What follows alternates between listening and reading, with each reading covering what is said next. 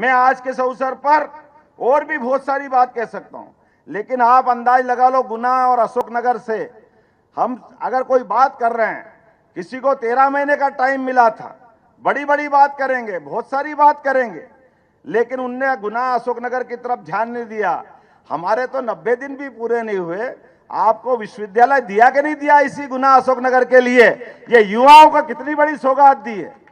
तात्या टोपे, क्योंकि यह बहादुरों का क्षेत्र है, वीरों का क्षेत्र है, महावीरों का क्षेत्र है। यहां पर ऐसे ही स्वतंत्रता सेनानी के नाम पर जोरदार तालियां बजाओ, एक और कृषि विश्वविद्यालय भी दिया है, जिसके माध्यम से हमारे बच्चे पढ़ेंगे, आगे बढ़ेंगे, युवाओं का मान सम्मान मिलेगा, आपको ग्वालियर तक जाकर आने का चक्कर नहीं खाना पड़ेगा, सब कुछ यही होगा। ऐसे और अभी हमने उदाहरण काम तो इतने सारे करे। मैं कृष्णा जी से सुन रहा था कि शायद उनको बस विषय इतने थे कि वो उनके इधर चले गए, लेकिन 3 महीने से भी कम समय मिला हमारी सरकार को, लेकिन कितना काम किया है, 100 से ज्यादा फैसले किए। और फैसले करने के पहले सबसे बड़ा एक निर्णय किया है कि सरकार संवेदनशील होना चाहिए। सरकार में संवेदना नहीं है तो सरकार काहे की? इसी गुना के अंदर बस की दुर्घटना हुई थी, आप सबने भी देखा होगा। मेरा स्वागत सम्मान भी नहीं हुआ था यहाँ।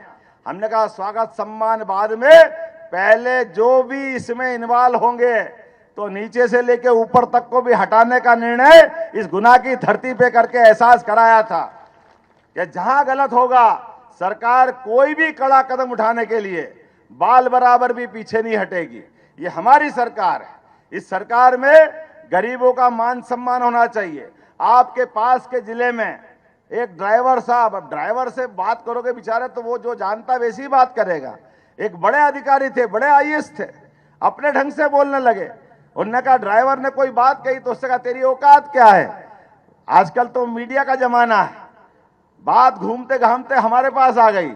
हमने कहा बहुत अच्छा, भारत माता की जय। अब तो आपको याद कराना पड़ेगा, गरीबों का औकात बताने वाले कम से कम कोई भी हो सकते, मेरी सरकार में बैठ के कलेक्टर तो हो ही नहीं सकते। ये निर्णय हमने अपने माध्यम से कराया।